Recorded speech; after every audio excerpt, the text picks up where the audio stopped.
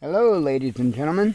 I had a customer bring a floor jack to me, and I believe it's a Craftsman. The brand name of it is wore off. That's of no consequence to me.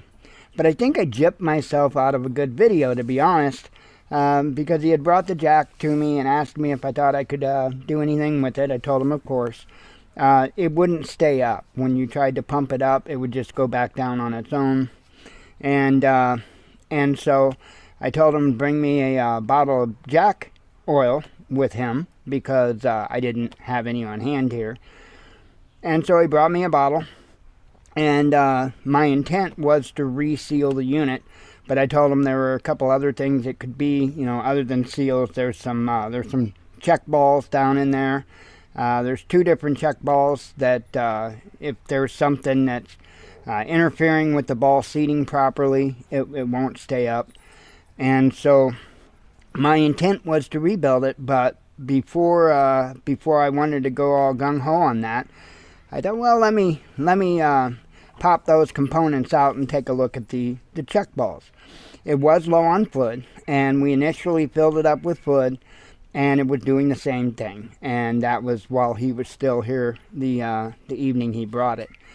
And so I said, okay, I'll tear into it and I'll see. So again, my intent was to rebuild it, reseal it. And I thought, well, before I get into all of that, let me just remove a couple of components down in here, and I will see what I can come up with. Well, I indeed found that the jack apparently was really low on fluid for a while, and so two of the balls actually started to rust just a tad bit. And so I dealt with that, took care of that. I cleaned up the seats and put it back together. Well, I flushed it, of course. Flushed it, put it back together, put fluid in it, and lo and behold, he has a working jack.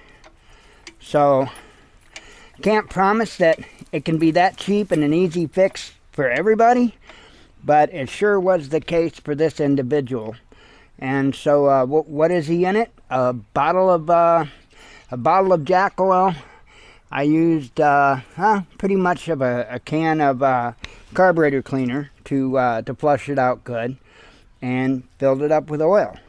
So again, he's out a bottle of jack oil. And labor, I spent maybe about 30 minutes or so on it, not real long, $20. So for $20, a jack that most people would have normally thrown away, he now has a working jack. So I will give this disclaimer, and this goes to anybody, regardless of the brand or how old the jack is or anything else. Please, I beg of you, do not get underneath the vehicle without blocking it up. I did hydraulics for several years, and in which I repaired many jacks in that time. And we had a tester out back, and I had watched jacks fail on that tester. Even jacks that were rebuilt, I've seen fail on that tester. So do not get under a vehicle without blocking it up. Please do not do it. If you knew what little bit of a seal holds that jack up, or that ball seat and ball, if you really understood how jacks work, you would not get under a vehicle without blocking it up. I did it all the time before I started working at the hydraulics place. You won't catch me getting under a vehicle, not even for a second, without blocking it up. So, and I will actually release the weight from the jack after I have the vehicle blocked up, so that I know it is the blocks that's holding that vehicle, not the jack. And then I'll pump the jack back up and let the jack be my backup. But do not get under a vehicle without blocking it up. That is completely unsafe. So anyway, happy customer. Cost him $20 to get a working jack, and he's gonna be on his way. So I hope everybody has a good day. Let me know what kind of repairs I can do for you. I can do anything from jacks to computers to brakes on cars, you name it. Just let me know what it is you need, and I'll let you know if I can do it. Have a great day.